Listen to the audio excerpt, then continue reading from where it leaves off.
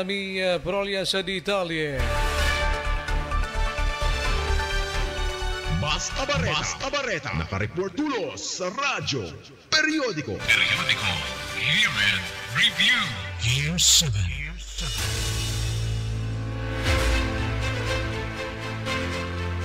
Naririto ang mga malalaking kaganapan sa buwan ng Agosto. Bilang tulong sa pagpili sa mga mamumuno sa barangay sa nooy paparating na barangay at sangguniang panlalawigan elections, inilunsad ng COMELEC ang PSKA Forum noong Agosto 7, 8, 11 at 21 hanggang 22 sa ilang barangay sa bayan ng Verac. Sa buwan ding ito nagsagawa ng simulation exercises hinggil sa typhoon preparedness sa barangay Biong Higmotong, Catanduanes. Pinangunahan ito ng mga eksperto mula International Organization for Migration at Australian Aid na ang layunin ay mas ihanda ang mga lokal na pamahalaan sa pagharap sa mga bagyo na madalas bumisita sa isla ng Catanduanes.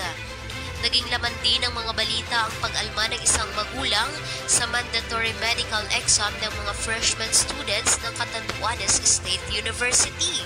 Sa isang open letter na ipinadala ni Ginoong Andy T. Po II kay CADSO President Dr. Patrick Alain Azanza noong Agosto 3, sinabi ni Po na kalabisan umano ito at hindi kinakailangan. Sa buwan ding ito nasaksihan ng mga Katandungenyo ang mga umaatikabong bakbakan, hatid ng mga amateur boxers ng isla sa First Sammy Linus Amateur Boxing Tournament na ginanap sa Plaza Rizal sa bayan ng Verac noong Agosto 2 hanggang 4, 2022. Sa buwan ding ito pumutok ang controversial na isyu hinggil sa di umano'y sexual harassment na kinasangkutan ng isang propesor ng Catanduanes State University. Lies and fabrications lamang umano ang mga ito ayon sa Facebook post ng isang propesor.